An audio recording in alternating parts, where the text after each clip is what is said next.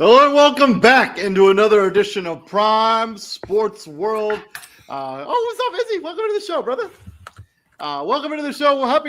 Welcome into Prime Sports World and a happy hump day from everybody here at Prime Sports World. I'm Coach, your host, David On Point Huffman, joined by my co-host and CEO of Prime Sports World, Mr. Izzy Rivera. Welcome to the show, brother. If you like what we're doing here at Prime Sports World, please like, share, and subscribe to the podcast as we're getting into the nitty-gritty when it comes to fantasy football, coming into those playoffs, coming into those championship rounds. And a shout out to myself as I knocked off the two-time champion in that Krusty Krab League. Knocked off AJ to move into the Final Four. I believe you're in the Final Four too, still, right? In that league? I am not in the Final Four. I got waxed. Ooh, I got waxed. Jahmyr Gibbs laid he had great time to have one of his worst performances all season. Yeah, right. Against the Rams. You know what I mean? It was a freaking gun show. I thought Jahmyr Gibbs would turn it on the second half, but yeah, no, my team didn't make it in that league, but my team did make it. So in another fantasy league into the semifinals. So I'm still alive and well in the playoffs. I got one league left. I got bounced in the playoffs last week in this league. I'm in a 16-man league. Yeah, I got bounced out of that league. This guy put up 300 points against me. I was just cooked. And then in the greatest people, I lost to Ed. So I officially got eliminated from the playoffs in that league. Shout out to Shiv, John Drulis, David Drulis, Ed, Brian Graybo, and then Serrata as they made the playoffs in that league, the 6 teams that are remaining. We got 3 weeks left in that league as we head into the playoffs. But yeah, if you have any lineup questions, anything like that as we go through the show, please don't drop them down in the comment section. We will answer them as the show goes on. Thank you all very much for all your fan participation this season. Let's first talk about the unfortunate part of football. Let's talk about some injuries. Got a lot of injuries we got to get to. We'll try to burn through them real quick. First, let's talk about Patrick Mahomes. Being real honest with you, if Patrick Mahomes was on your fantasy team, probably not playing fantasy football still right now, but he's done for the season, impacting next season, also impacting a bunch of players on their offense. Rashee Rice, Xavier Worthy, Travis Kelce. I'm probably going to see an uptick on Kareem Hunt and Isaiah Pacheco.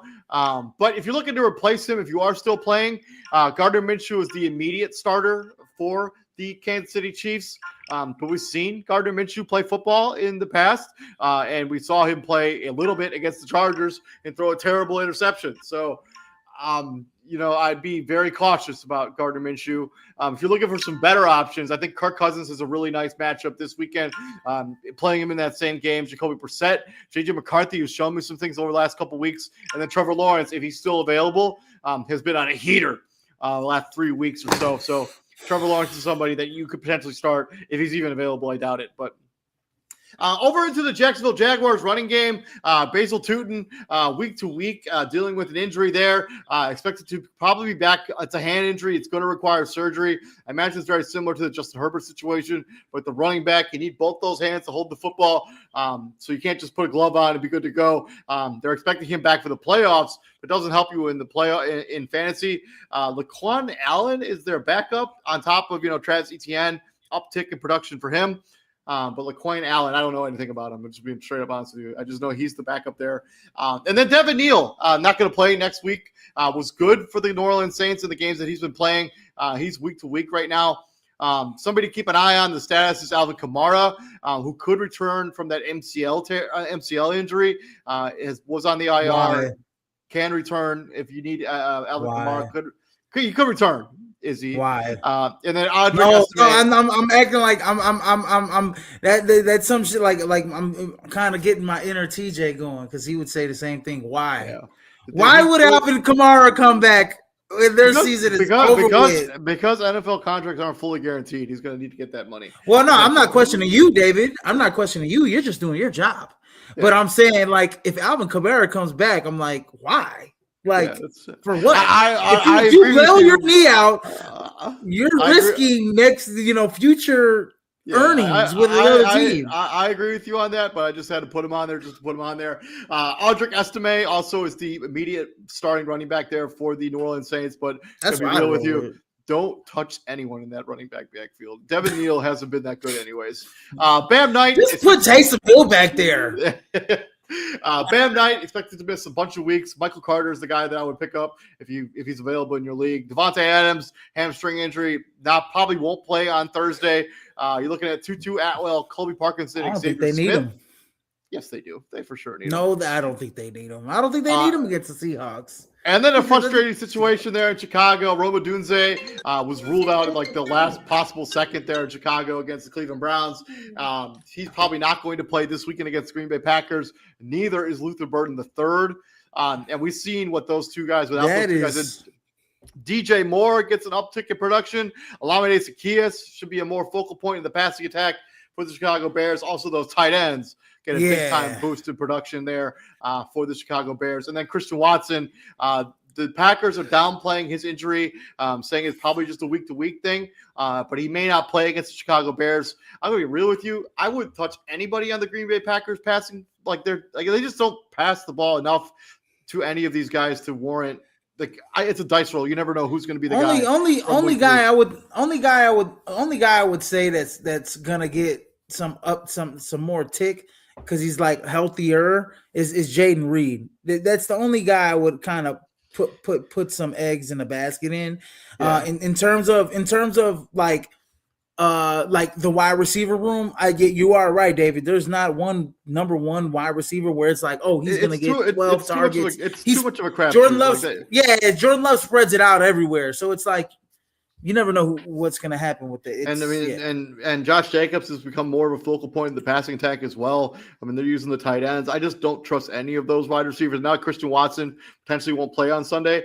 I would just avoid that Packers passing attack. Except outside of Jordan Love, I think he still has good value. But absolutely. I just don't know which of these guys you can trust, and I think you're absolutely just throwing a dart.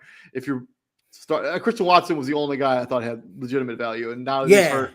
So just something to keep in mind for week number 16. Let's talk about some rankings. Let's start with the quarterback position. Let's start number one. Me and you, number one, and number two, same guy. I got Jalen Hurts and Drake May, 1 and 2. Jalen Hurts, I think he's going to want to do some hurting against the Washington Commanders as they have to win that game in order to lock up a playoff spot. They only have to win one of their next 3 games in order to lock up a playoff spot. I think they'll do it this Sunday. Drake May started off on a heater there, had 2 rushing touchdowns, and then kind of cooled off in the second half. He's going up against the Baltimore Ravens defense that has given up major yardage in the passing game. So Drake May, I think, has a good value there. Jacoby Brissett, it might be too high on Jacoby Brissett, but I think that Falcons-Cardinals game is going to be an absolute shootout with Michael Wilson also benefiting from that game and Trey McBride, obviously. I think Jacoby Brissett's going to throw the football 50-plus times in that game. And if he does that, he's going to have crazy fantasy value. We saw, he set the record for completions in a game earlier this season. Jacoby Brissett ain't afraid to gunsling it, apparently. I might be way too high on Jacoby Brissett, but that's just a feeling I have. I think, especially with the injuries in the backfield, I mean, James Conner, Trey Benson, and now we have what's his name as Bam Knight is also going to miss this game. They're going to throw the football a ton. Number 3, Jacoby Brissett. 4, I had him ranked the same as I got Baker Mayfield at 13th. I just put Baker there. He's like my 13th cornerback for rankings. I'm high. I think I'm sipping the Jacoby Brissett Kool-Aid. 4, Josh Allen, and a game that I think is going to be a shootout between those two teams. Neither of their defenses are all that good. Neither of their offense should have a good day. 4 and 5, Josh Allen, Joe Burrow, respectively. I think they should have good games there. Josh Allen looking to potentially get back into the MVP hunt a little bit there. 6, Justin Herbert. I think it's just a solid matchup for Justin Herbert. I think he's going to play well against the Cowboys, but I think that hand is still bothering him. It might be a little bit too high on Justin Herbert to have him here, but I think he's going to have a decent game. 7, Lamar Jackson. I hate when I misspell stuff. Lamar Jackson, the Baltimore Ravens. Yeah, a little bit lower than consensus on Lamar. You don't even have him in your top 10, so that's interesting. CJ Stroud at number 8, 9, Jared Goff of the Detroit Lions. As they try to bounce back after losing to the Los Angeles Rams last weekend. 10, Brock Purdy going up against the Steelers. And then my outside looking in, I got Jackson Dart, assuming he plays. I can't imagine a scenario where he doesn't play, going up against the Minnesota Vikings. Tyler Shook, who quietly has had a pretty solid fantasy output the last couple of weeks with the rushing touchdowns. The passing yards aren't really where you want them to be. The passing production is not really where you want it to be. But as long as he continues to run the football, I think he's going to have some value. And then number 13, I got Kirk Cousins.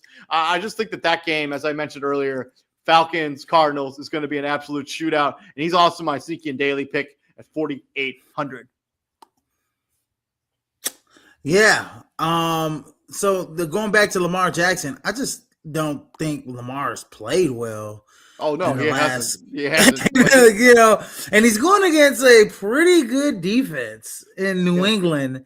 And so, I mean, are we going to say, oh, well, look what Josh Allen did to New England's defense last week? Well, that's Josh Allen. And Lamar Jackson just has not been good. His last 5 fantasy matchups, he's only cracked over 15. He's only cracked in the 20s once, and that was against Pittsburgh.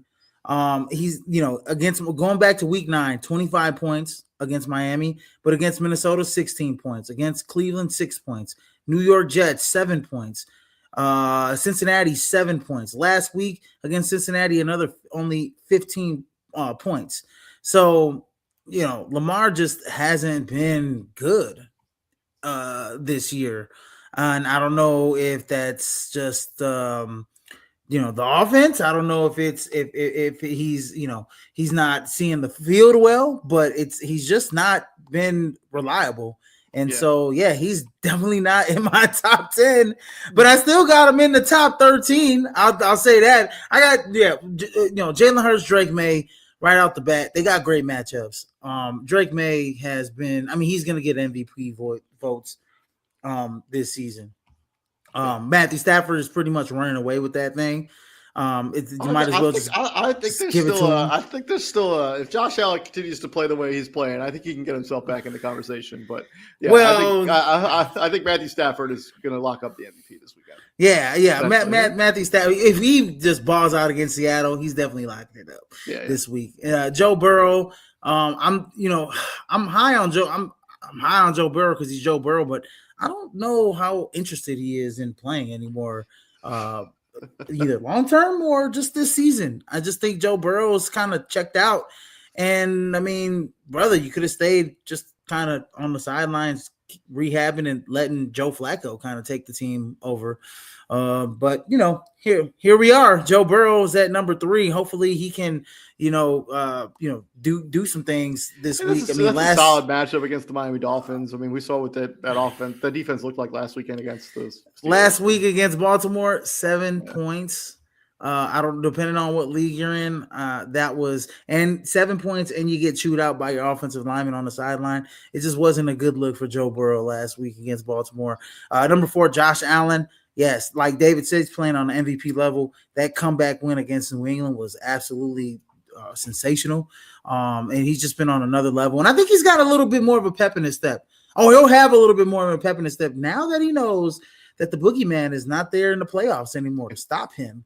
And I think Josh Allen he's going to take it to another worldly level in the playoffs. I think Josh Allen, he cruises this week, possibly next week. They sit him out the last week if they lock in the playoff spot, and he just goes all the way to the promised land, in my opinion, this year. Number 5, Justin Herbert. Ooh, I got him in the top 5. You got him at number 6, but how healthy is Justin Herbert? He looks terrible. He looked like he was being held together with Gorilla Glue and duct tape on that football field. I am very concerned with Justin Herbert's health, but he's still Justin Herbert, and they're going against I believe the Dallas Cowboys. So anytime you're going against the Dallas Cowboys, you got a great chance at putting up some numbers. At number 6, Matthew Stafford, I think he's going to have a sensation. Devontae Adams, but Puka Nacua is going to get a whole bunch of targets. And they're gonna run 13 personnel, run the football all day. Who am I to say? They're gonna run the football, and then they're gonna throw it to those tight ends. They're gonna throw it to Tutu Atwell deep, and they're gonna throw it to Puka Nacua about 15 times, and he's gonna catch probably 85% of those balls. So yeah, number 7, Brock Purdy. 8, Dak Prescott. 9, CJ Stroud. CJ going up against the Las Vegas. Going against the Raiders, and that's a great matchup for him. I don't know how. I think Woody Marks is good, so that's going to be a big help. Woody Marks should play, yes. Yeah, he should play. So that's going to be a big help. He was healthy enough probably to return, but they were up by so much they didn't need him to play. Yeah, right. So yeah, CJ Stroud looking great, especially with that defense backing him up. And then at number 10, I got Jordan Love going against the Chicago Bears. He'll have a lot of opportunities. I honestly think not having Rome, not having Luther Burden is going to be a burden for the Chicago Bears. One thing they're going to have to do is run the football to keep Jordan Love and the offense off the field, because the reason why I got him as a top 10, because I think he's just going to have a lot of opportunities, because I don't believe that the Bears are going to sustain a lot of drives, because they're going to become a little bit one-dimensional. They're going to run the football. They're going to try and run the football a lot to supplement the fact that they have a lack of weapons in the passing game. If they don't get those 2 tight ends rolling, and the Packers end up getting locking up DJ Moore or kind of bracketing them. I mean, I don't really have a lot of faith in Olamide Zaccheaus as a number 2 guy on that in the wide receiver room. So, I think Jordan Love will have ample opportunity to kind of put up some points against the Chicago Bears this week. And then I'm outside looking in. I got Caleb Williams just because no Micah Parsons, bro. Like, come on. He doesn't make the Packers defense is not scary anymore. Without Micah Parsons, they're average. And I think we saw a little something out of that second half where, and I loved what I saw last week with Caleb Williams. Besides that crazy throw across the body, don't ever do that. I'm pretty sure you're holding your breath on that throw. I thought it was almost pick 2. I was like, what is he doing? He dropped it in there, but Caleb Williams has been looking, he looked sensational against the Browns, even though I know it was the Browns, especially in the cold. I think he loves to play at home. Everybody does. So I like Caleb Williams as like fringe top 10. It's gonna be an absolute heat wave in Chicago this weekend. It's gonna be like 40 degrees. Yeah, exactly. So it's gonna be way better than what it was last week. And then at number 2, number 12, Lamar Jackson. He's still Lamar, but he has not been good for the last 2 months, really pretty much all year. And then at number 3, I got Baker Mayfield, which I think is going to be a shootout of a game between Tampa Bay and Carolina. They play each other 2 out of 3 weeks for the NFC South title. So really big game for the Tampa Bay Buccaneers. We saw what Mike Evans added to Baker Mayfield. I think he kind of hurt that collarbone a little bit in that last game. He landed awkwardly on that. But, I mean, they're getting healthier, by the week. And Tampa Bay is scary when they're healthy. I mean, I felt like in that past, Sunday night, where against Atlanta, where I think they kind of, they weren't aggressive enough, which is why they lost the game in the last 3 minutes. But it wasn't because they weren't able to move the football down the field. I think they'll be able to do that against Carolina. And then my cheap option in FanDuel at 6,500 is J.J. McCarthy. I love what I saw out of JJ last week. If they can, continue to get him out the pocket, run the football, just get it to Justin Jefferson, bro. That's all you need to know. I mean, dude, he would have had an even better. I mean, I think on that drive where Justin just dropped that pass, I think he might have ran it in on that same drive, if I'm not mistaken, on a bootleg. So, yeah. But I mean, just throw it to Justin Jefferson, bro. It's not that hard. Just give it to him. From the quarterbacks, let's talk about them running backs. Let you go first, dear boys. Yeah, and so at number 1, Devon Achane and Bijan Robinson is at number 2. Both got great matchups. And you know what? Even if they don't have great matchups, there's a handful of guys in the NFL that they're just kind of matchup proof. Those 2 guys are it. Devon Achane, before last week, I mean, the Miami Dolphins were running the ball between him, Jalen Wright, and Ali Gordon. They ran the ball for 4 games in a row, like over 200 yards a game. And Devon Achane was one of those guys that, I mean, even against Pittsburgh, even like in kind of garbage time, kind of coming back, he catches balls. I mean, he had like 60, 70 yards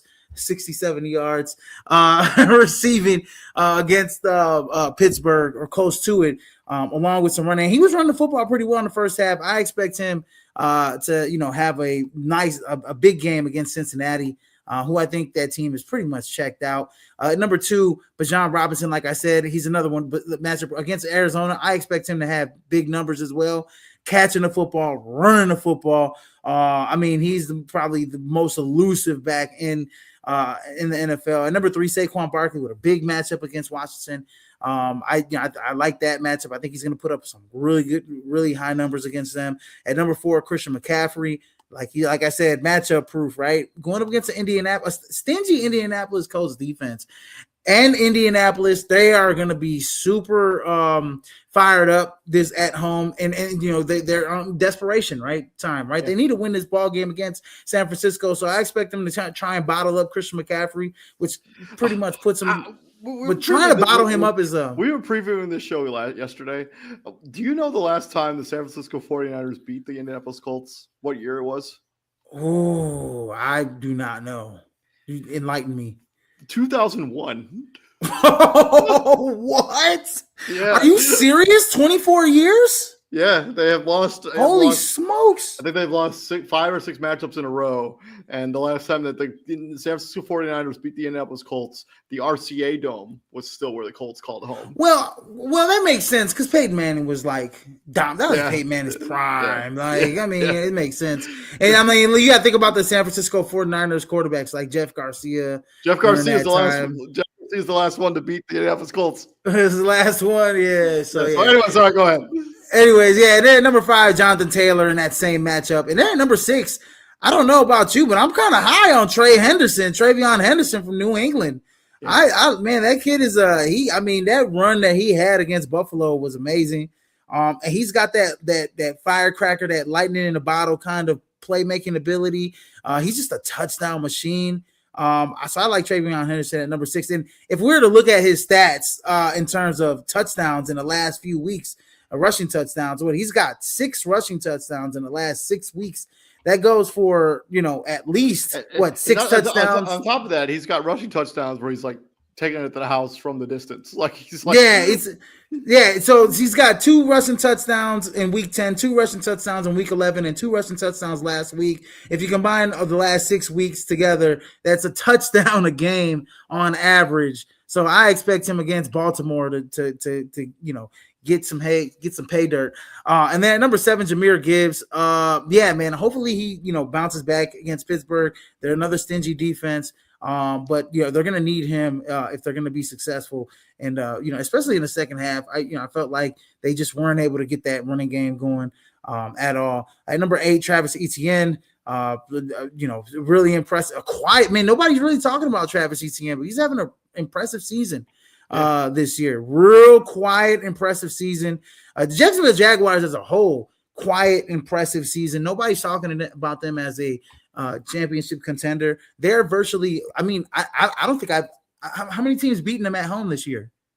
I don't think anybody. And they're on the road this week, by the way, but they get a home game. I'm like, dude, they're winning. You know what I mean? And so Travis Etienne has been great either on the road or at home, but yeah, that team has been really good this season. Number 9, James Cook, and then round out my top 10 is Josh Jacobs. He caught that 1 passing touchdown last week. That was amazing. I think he had a passing touchdown and a rushing touchdown last week. And then at number 11, I got Bucky Irvin. Woody Marks, like David said, he probably could have came back last week. He wasn't all that banged. He was a little banged up, but he'll come back this week strong in a good matchup. Then number 3, the only games the Jacksonville Jaguars have lost at home this season were against the Seattle Seahawks and the Rams. So that's crazy. They've quietly won 5 in a row and 6 out of the last 7. They're a really good football team. I will say they haven't exactly beat like the who's who when it comes to this last 5-game win streak.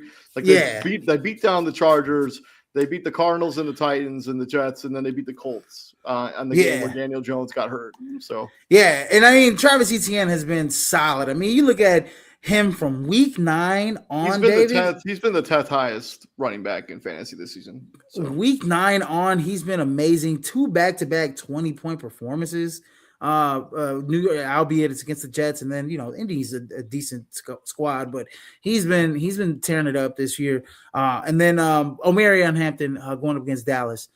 Even though I know adding Quentin Williams, their defensive front has run defense has gotten a little bit better. And then cheap option on FanDuel, 5,800, Kenneth Gainwell, who was doing some work for Pittsburgh last week. And then at 5,100, Sean Tucker, he's the goal line back there in Tampa. They get anywhere in the red zone or in the goal line, it's going to Sean Tucker. I think he'll have a couple touchdowns this week at 5,100. Yeah, we'll see about the Sean Tucker thing. Bucky Irving, I think, is still going to be the guy there. In the red zone, though, David. In the red zone, have you seen? Have you watched? I know they've been using Sean Tucker, but I think Bucky Irving is going to get the touchdown this week. That's just a good call. Yeah, that's fine. From your running backs to mine, number 1 is Christian McCaffrey. His usage rate is still absurd for Christian McCaffrey in the San Francisco 49ers. He's my number 1. 2, Jahmyr Gibbs. Yeah, I think he bounces back this week after a pretty just ho-hum performance last week against the Los Angeles Rams. James Cook the third. I think the Buffalo Bills understand if they're going to want to do big things in the playoffs, they're going to have to be James Cook is going to have to be the engine that makes this offense go and not Josh Allen. You can't expect him to be Superman all the time. 4, 5, Bijan Robinson, Devon Achane. Yeah, probably a little bit too low on both those guys, but I think Bijan Robinson, I think Devon Achane have good matchups. I start them with confidence. 6, Travis month or so. He's really been outstanding all season. But now that Basil Tootin is not going to play in this game with that hand injury, I think that opens up for Travis Etienne to have even more touches in this offense on top of whatever he was already getting. Number 7, Saquon Barkley. This is a game where I expect the Eagles to be up early. I think we're going to see a lot of whoever that backup is.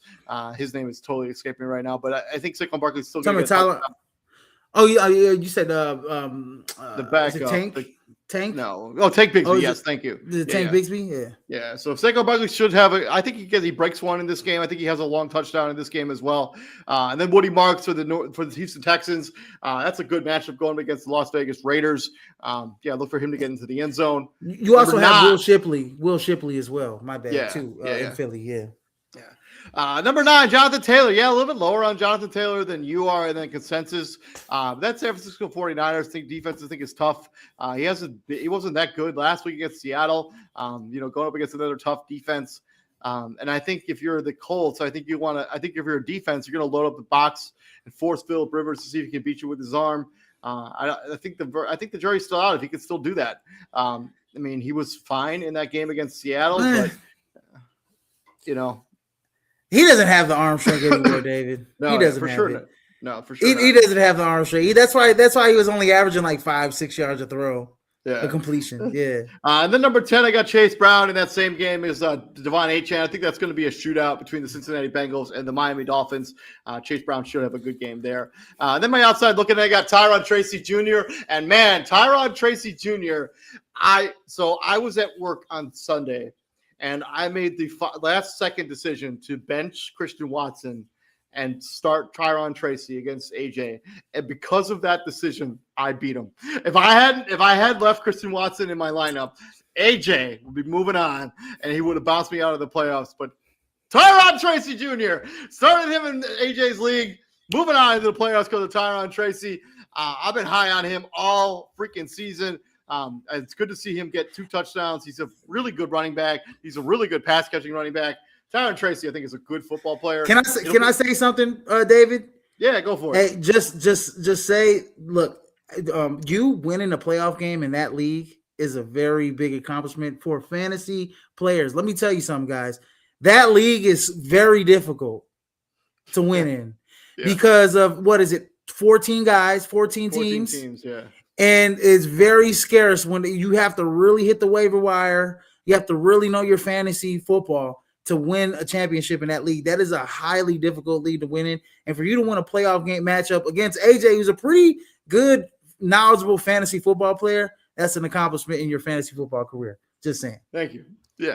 And then, because I've been in that league. I've been in that league for 3 years. And the first season I was in it, I had the best record in the league, and I didn't sniff a playoff win. I think I got spanked by, I don't remember who it was. Yeah. But that was not a good matchup. And then I was terrible last season.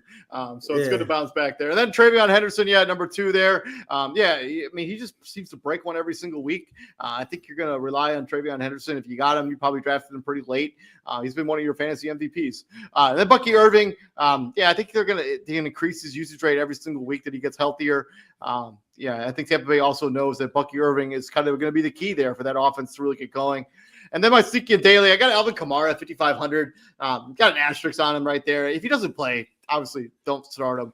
But if they activate him off the IR and they're going to play him, I mean, I would roll the dice on Alvin Kamara. And then Tajay Spears has been pretty solid for the running back position for the Tennessee Titans. Even though Tony Pollard is getting all the touchdowns, Tajay Spears is doing a decent job getting you some yardage there at 4,900. And then from our running backs, let's talk about them wide receivers. My number 1 is Jamar Chase, because I don't think there's anybody on the Miami Dolphins that can check him. I think that game's going to be a shootout. Same thing I feel about CeeDee Lamb and the Los Angeles Chargers. And then in the same game playing tomorrow night, I got Puka Nacua and Jackson Smith-Njigba at 3 and 4. I just think that those defenses are tough. And I'm a little bit lower on both of them. I can kind of see that game between Seattle and the LA tomorrow night being of kind of a low scoring affair. I mean, we could see like 20 points is the one. I mean, the game where they played the first time, it wasn't a high scoring game at all. And I think we're going to see a very similar outcome tomorrow night. And then number 5, Nico Collins. I probably should have said this earlier. Just start all your Texans against the Las Vegas Raiders this weekend. The Las Vegas Raiders are done. They're a lost season. I think Pete Carroll's probably going to get fired when the season is over.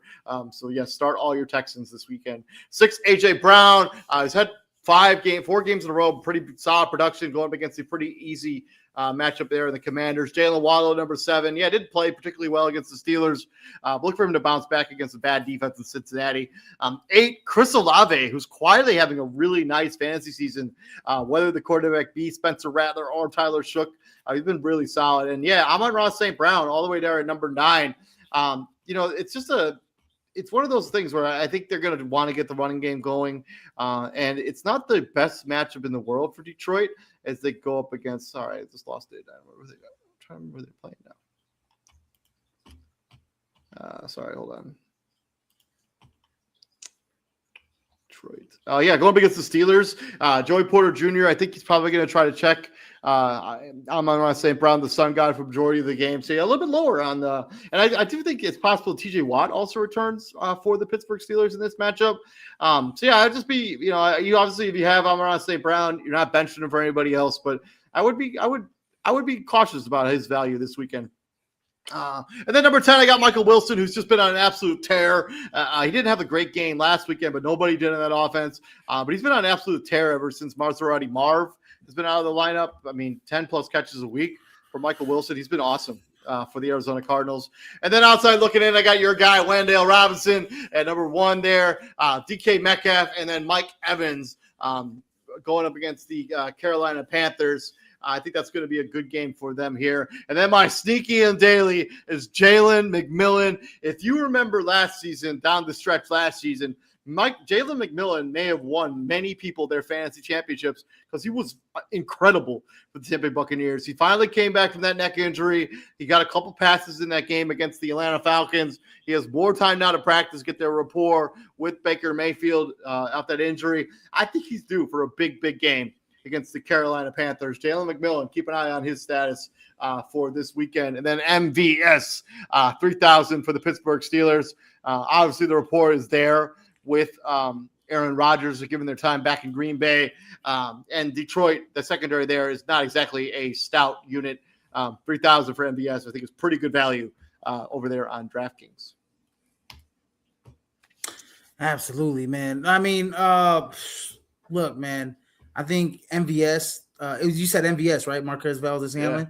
Yeah, I think him being in Pittsburgh, I mean, that's you get Aaron Rodgers. That's where you saw that comfortability factor, kind of adding Adam Thielen. It's like the old man brigade there, coming along in Pittsburgh there. But Aaron Rodgers, he loves his veterans.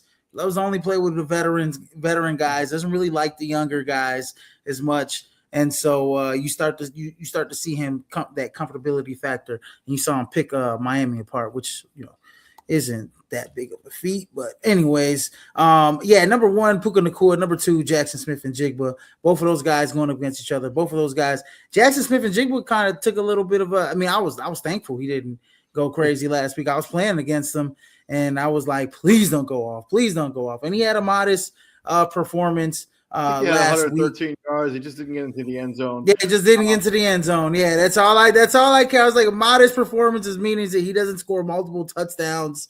Yes. I also think that he is like he's not. I don't think he's like, he'd have to like have 140 yards a week now to break that record. It's gonna be tough. He's not breaking that record. I don't think so. It's gonna be tough. And then number 3, CeeDee Lamb. Going up against the Los Angeles Chargers, he is questionable.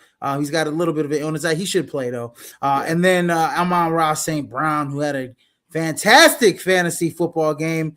Probably, most likely, maybe in that top 5 list when we talk about it at the end of the show. Maybe. Okay. Maybe. And then at number 5, we got Michael Wilson, who's been on an absolute tear of lately. 26 points these last 4 out of 5 weeks. He's been a really good football player for the Arizona Cardinals. Last week, only 11 points. The week before, 26 fantasy points against LA. I think he's going to have, because his receptions are just absurd. He just like eats, like in PPR leagues, he's been incredible. 3 touchdowns in the last 2 weeks. I expect him to fully have a really good game against Atlanta. So expect that to happen. And then at number 6, I have number 6. I got Jamar Chase. Hopefully, they can do some things in that matchup. Joe Burrow, like I said, I brought it up. They're playing in Miami. They should have a great game. I think it's going to be a high scoring game. But I don't know how interested Joe Burrow is at football right now. So let's see. Number 7, Nico Collins. He's really finishing the year strong. At number 8, Mike Evans. Welcome back, Mike Evans, in a big way.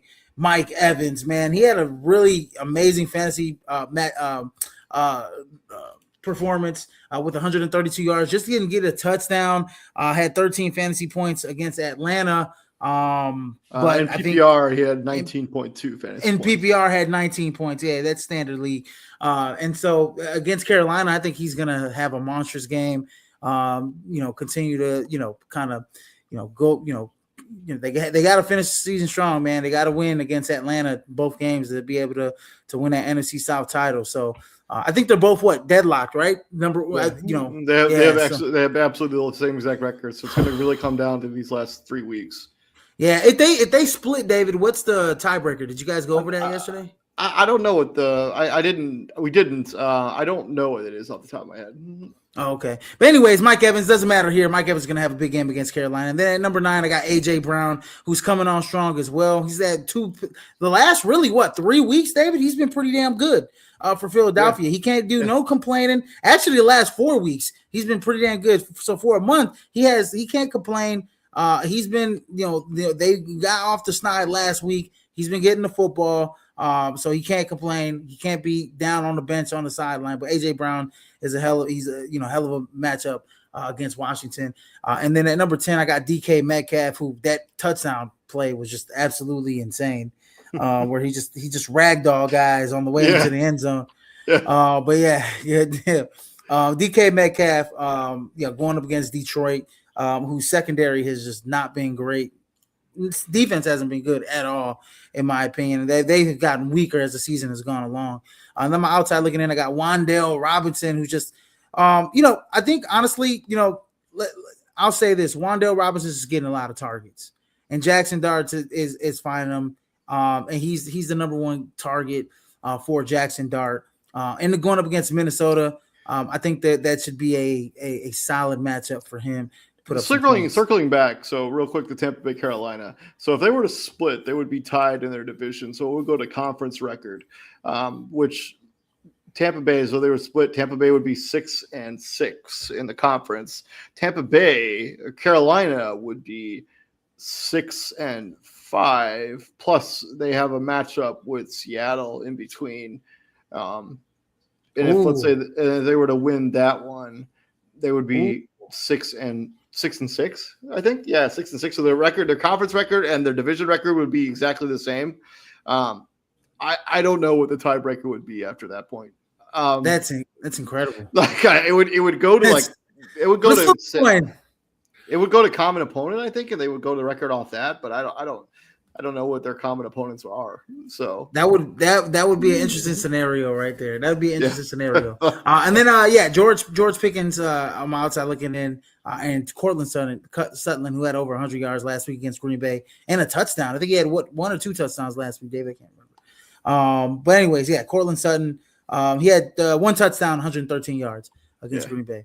And then my sneaky options in FanDuel are at 5,800, David Sills, who is the wide receiver in Atlanta, who dropped a freaking wide open pass against Tampa Bay. I mean, dude, there was nobody for 20 yards of David Sills. But as long as, Kyle Pitts is going to be the biggest beneficiary. Obviously, Bijan Robinson with no Drake London. This is where I'm alluding to. No Drake London. Drake London could absolutely be the best slot wide receiver in the NFL if he wanted to. Bijan Robinson could absolutely be the number 1 slot wide receiver in the NFL if he absolutely wanted to. That's how good of a wide receiver that guy is.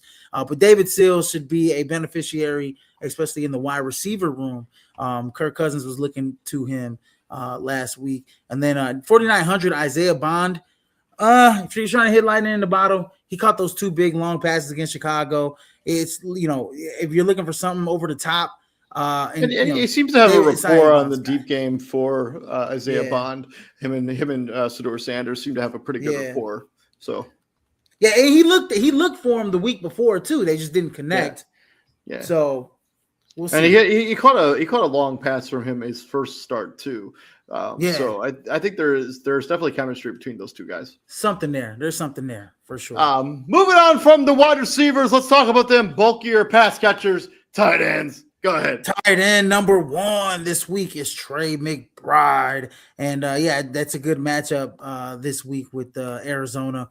This week you could legitimately make the argument that Trey McBride is legitimately matchup proof. He went up against the best defense in the NFL, and he had himself a day. He had 12 catches, 134 yards, and 2 touchdowns. He's matchup proof. No matter what the matchup is coming up against Trey McBride, it doesn't matter who's playing quarterback for the Arizona Cardinals either. The dude's going to be clutch. Yeah, well, when you look at all his matchups all year round, he's all green. And you know what green means? He's in the money, baby. Because he's just money. In fantasy matches, he's hit every single he's always hit 10 points in the PPR league, like almost every week, I think. And I think like he's almost hit majority of his projections or exceeded them this year. So Trey McBride is absolutely Trey McBride, not just of tight ends. He's a top 10 player in fantasy this season. It's crazy. And I didn't. And that's with Jacoby Brissett. I didn't realize that Patrick Mahomes was also in the top 10, which is pretty surprising. That's surprising. Well, all those rushing yards. He had like a bajillion. He had 422 rushing yards to go with 5 touchdowns for Patrick Mahomes. Yeah, and then George Kittle at number 2, who's looking healthy in that offense. They're getting them right back, and I think going against Indianapolis, I think that's a good matchup for him. Kyle Pitts, man, who had an amazing game, and if we're going to talk about top 5 guys, he's probably number 1 on that list. That will be coming up when we talk about it at the end of the show. Kyle Pitts, top 3 title, no Drake London. Kirk Cousins was just looking for him. He almost had 100 yards, I think, in the first half of that game. And then number 4, Dallas Goedert, who had back-to-back really good weeks. I actually had him on the bench this week.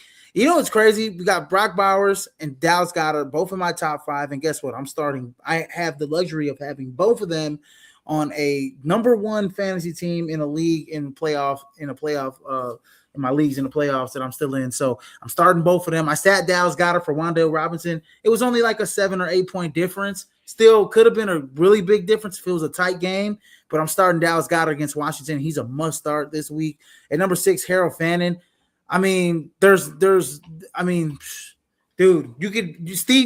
look, Ray Charles could be in the building and he knows Shedeur Sanders is throwing it to Harold Fannin. That's how much he's targeted with Shedeur Sanders in the last 3 weeks. He is an absolute must start at this point in the season. I mean, he is getting target after target. I don't expect David Njoku to return in this game or again this season potentially. Yeah, so Harold Fannin is an absolute must start down the stretch. He's one of those guys that like David, you picked him up late in the waiver wire, late in the season, and now you're starting him in the playoffs. If you are in the playoffs, he's getting that much target share. And then number 7, Darren Waller, the Wall, 2 touchdowns this past game. Both of them are garbage time, but they still count. They still count. Hey, we ain't discriminating, man. They still count. Fantasy is fantasy, bro. We don't care if they lose by 40 to 14. As long as our guys scored 2 touchdowns, we good. Tyler Warren, he takes a bit of a dip, with Phillip Rivers obviously at the helm. But Phillip Rivers, I will say this, over the course of his career. You would think that like with Phillip Rivers and the lack of his arm strength, that like Tyler Warren should be his number one passing option on that offense, but he just wasn't in week 1. Well, give him some time. Yeah. I would say give him some time. I think another week of extra week of practice does good in the offense for Phillip Rivers. So I think Tyler Warren will see an uptick this week. He's still benefiting by the fact that he's still 82% of the snaps in that offense. Yeah. So. And Tyler, Phillip Rivers over the course of his career has always thrown it to his tight ends. I mean, he put a gold jacket on the tight end in LA and San Diego, right? And Antonio Gates. So anyways, and then number 9, Justin San Diego. Antonio Gates never played in LA. He never played in LA, so in San Diego. But he put a gold jacket on that guy. And then at number 9, Bobby Schultz's cousin Dalton Schultz, who has been 2 touchdowns last week. Yes, he's been pretty damn good. I would say this to start the season, I was getting concerned. I was like, what's going on? But like mid-season on, he's been a pretty dang good tight end in that offense. So Dalton Schultz, number 9 tight end on my rankings. And then around the top 10, I got Colston Loveland. Yeah, no Roma Dunze, no Luther Burden. So expect Colston Loveland, expect Cole Kmet expect them to utilize 2 tight ends, but DJ Moore, Lamade Zaccheaus as well, and expect those 2 guys to have some a decent amount of target shares against Green Bay. And honestly, Colston Loveland against Green Bay, what was it, 2 weeks ago? 2 weeks ago had, over 10 fantasy points. He had a touchdown in that game. Last week he had 63 yards. If he would have had a touchdown, he would have had a bigger fantasy output. And I've talked about how good he's been, pretty much mid-season on since they've been using him more in the offense. So Colston Loveland's been absolutely amazing. And remember at one point, David, you guys, all the Bears fans were like, oh, why didn't we get Tyler Warren? And you guys are probably still saying that. Still saying that. Tyler Warren has been awesome. You guys are probably still saying that, but you see why they got Colston Loveland. He's athletic. He's really fast and he's really agile. He's got some moves and he's a good blocker as well. So I like Colston Loveland's potential in that offense. And then I'm outside looking in. I got Dalton Kincaid, Kobe Parkinson, and Hunter Henry. And the only reason, man, Kobe Parkinson, red zone, yeah. But I mean, it's just like they utilize like 3 tight ends. They run the football a lot. They utilize those tight ends to like block a lot. So Kobe Parkinson, you could see him, 40 yards he's had an insane amount of time. Even though he was gift wrapped that one against Detroit, I still think it was a touchdown. The one, but he's gotten 2 touchdowns. He's had like 7 touchdowns in 5 weeks. Like he's been a touchdown machine. A touchdown machine, yeah, exactly, in the red zone, so it's just like. you gotta start him. You gotta start him, even though if you don't like his yardage. And for tight ends, that's all that matters is touchdowns in the red zone. And then Hunter Henry. I'm outside looking in. My last guy on the outside looking in. I like Hunter Henry this week. And then at 4,900, Greg Dulcich from Miami. He got a decent amount of targets in his last game. And then 4,800 going against his old team, Evan Ingram. Looking for the revenge dagger. Looking for the revenge dagger. And then I'm going to add another guy at 4,100. If you want to take a stupid long shot and just go super cheap and you're a cheapskate and you're just like, I only want to get 7 or 8 points out of my tight end. I'm listening. I'm listening about the cheapskate part. I'm listening. The cheapskate part. Go with Connor Hayward from the Pittsburgh Steelers. And I tell you this why. Because if they get in the red zone, you know who they're giving the ball to on quarterback sneaks? Connor Hayward. Connor Hayward. Yeah. Connor Hayward got a touchdown last week. And he's like a fullback kind of hybrid tight end-ish. And they utilize him on short yardage situations. And in the red zone, they utilize him on quarterback sneaks. So, you could see Connor Hayward get a touchdown maybe this week, possibly, hopefully, maybe. So roll the dice, I guess, if you're going to put in multiple lineups. At 4,100, you can save 700 and you can just put it on like a stud wide receiver. That's the difference from like having like George Pickens to Puka Nacua, in your starting lineup. Connor Hayward is only he's 2,500 on DraftKings, so he's only really $100 cheaper than Darnell Washington or $200 cheaper than Jonas Smith. So he's not really the value. On DraftKings, he isn't, but on FanDuel, he is. On FanDuel, he's super cheap.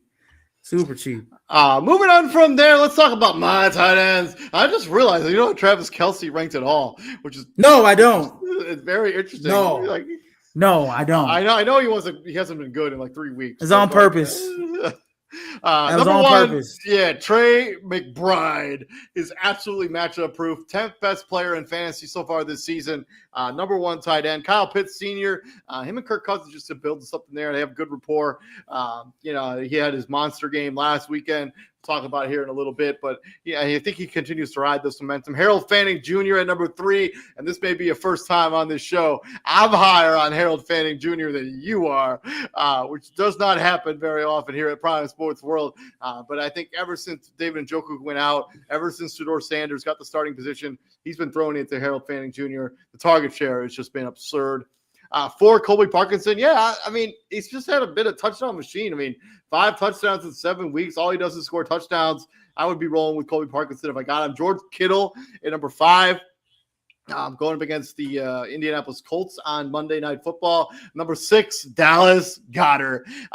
He's just been unreliable there for the Philadelphia Eagles. They've been using him in the running game as well. So, Dallas Goedert has been a really good tight end for the majority of the season. And Darren, the Waller. I know he scored both of his touchdowns in garbage time, but I still like his involvement in the offense. I don't know who's going to start at the quarterback position for the Miami Dolphins, given what Mike McDaniel said on his press conference yesterday. But I don't think it matters. Darren Waller should have some sneaky value at number 7. 8, Tyler Warren. It pains me to have Tyler Warren down this low because at most of the time this season, if you had Tyler Warren, he carried you at the tight end position. You didn't have to worry about nothing. You basically started him and forgot him. But now Tyler Warren is somebody you have to kind of consider. What are you going to do with him on fantasy? And then number 9 and number 10, I got Bobby Schultz's cousin, Dalton Schultz. And then I got Dalton Kincaid, the Dalton brothers, at 9 and 10. This Buffalo Bills offense runs better when Dalton Kincaid is active and healthy. We see the difference when he's not in the lineup compared to when he is in the lineup. It's a night and day difference for this offense for the Buffalo Bills. Dalton Kincaid is quietly number 1 pass catching option for a very potent pass attack there in Buffalo. And then Dalton Schultz, he's just been 2 touchdowns last week. He's been really super reliable for CJ Stroud, him and Nico Collins for this season. And as I mentioned earlier in the show, start all your Texans if you got them. And then my outside looking in, I got Travis Kelce. This is as high as I can go. I don't know what it's going to look like with Gardner Minshew under center. I don't know what this offense is going to look like under Gardner Minshew under center. I would just be very cautious about Travis Kelce if you got him. If he's been your starting tight end this season, you're probably not playing fantasy still right now. Not to be disrespectful, but sort of disrespectful. Travis Kelce has not been good in fantasy this season. And then All Right Gadsden at number 2, tight end for the Los Angeles Chargers. I think you can utilize him with Justin Herbert. And then number 3, I got Colston Loveland. Yeah, I think the Bears, with the 2 injuries to the wide receivers, they're going to do a lot of double tight end sets. Colston Loveland should have some good value there against the Green Bay Packers, especially if the Bears want to win that game. They're going to have to do something in the passing game. So Colston Loveland's the guy. And then my sneaky and daily, I got Jonnu Smith at 2,700, fresh off getting his revenge dagger against the Miami Dolphins.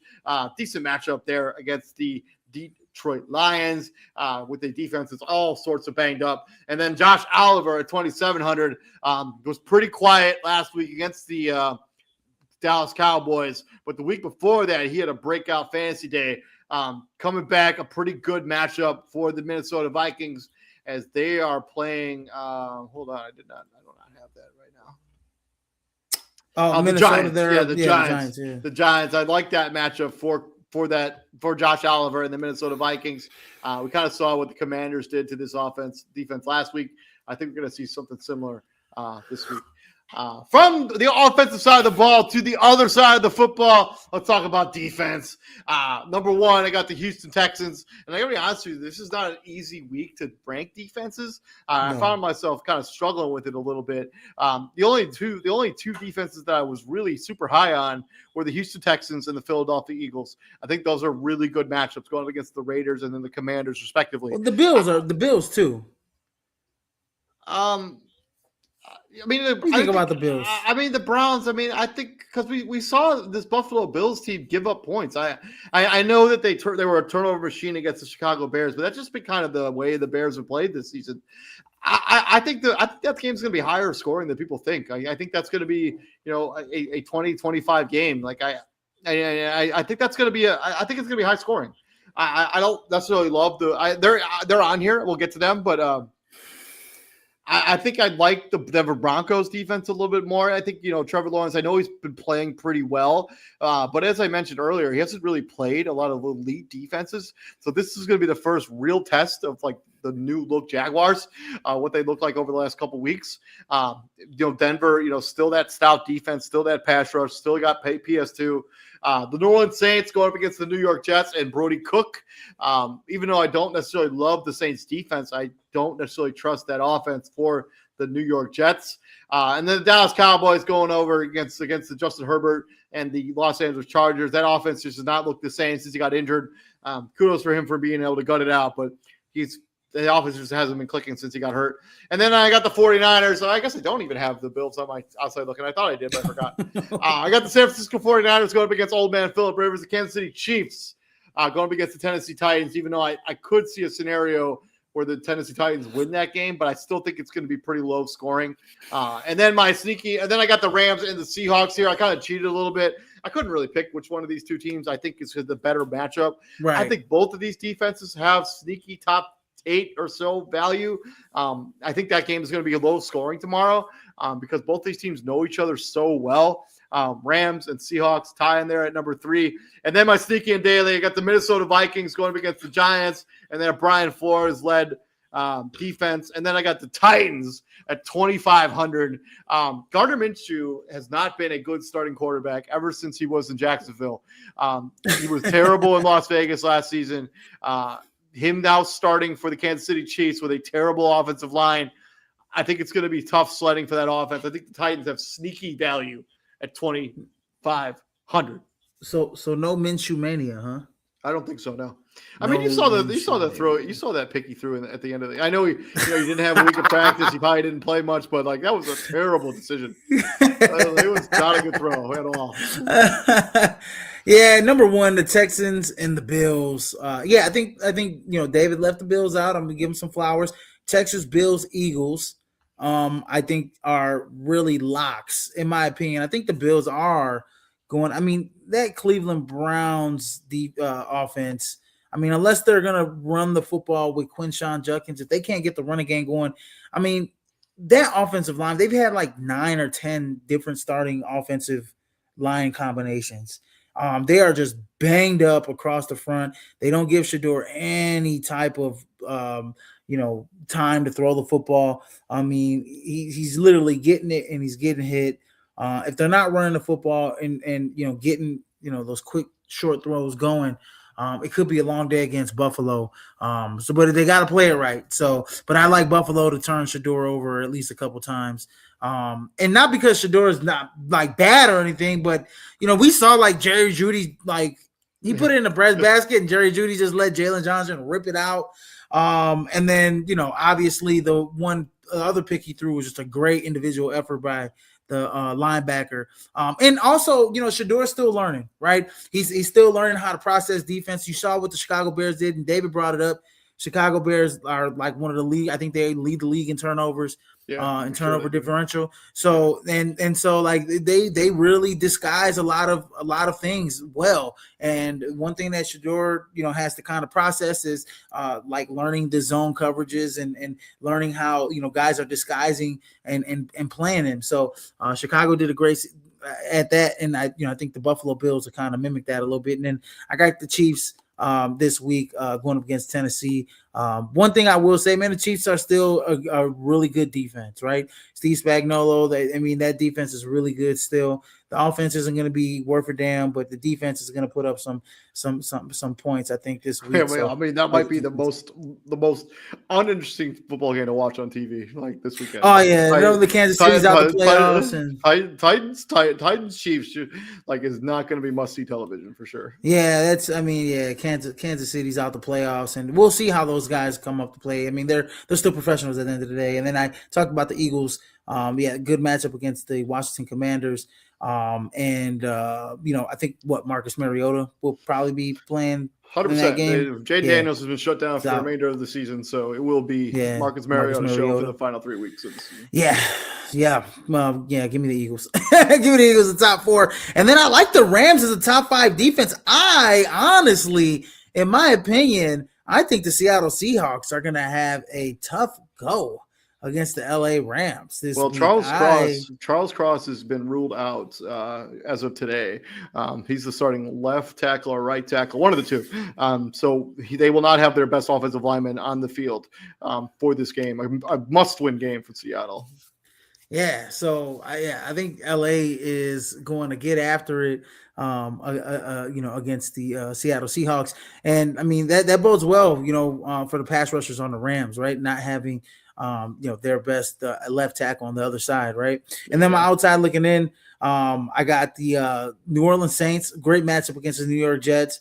Honestly, man, the Saints have, even though they're a pretty bad football team overall, they're going against a rookie quarterback in Brady Cook, who's, really wet behind the ears. I know they only put up 4 fantasy points, 3 and 6 against Miami, but 11 against Atlanta in week 12, 12 against Carolina in week 10 before the bye. So this defense can do some things. And then against the other New York team early on in the season, 18 fantasy points. So I like them against New York, and they just haven't been good offensively, regardless of who's in front of them. And then I like the Broncos this week as well. I think you're spot on with that assessment. And then I like the Vikings. The Broncos going against Jacksonville at home. I like that matchup a lot. And then the Minnesota Vikings this week have a decent matchup against the Giants. So and they showed a little something against Dallas. High octane offense. That defense was able to play a pretty stout defense. So I like them against Jacksonville, New York. And then my cheap option in FanDuel is the Saints at 3,500. Super cheap. One of the cheapest defenses that you're gonna get in FanDuel on FanDuel. I would go and I'm locking them in. If I'm putting a lineup together, I'm locking the Saints in. They're one of the top 3 cheapest defenses, top 4 cheapest, the bottom 4 cheapest defenses on FanDuel. You have to play them against the New York Jets. It's a must. I'm surprised they're at 3,500. I am surprised. On a lot of fantasy pundits rankings, the Saints are in the top 5 defense this week.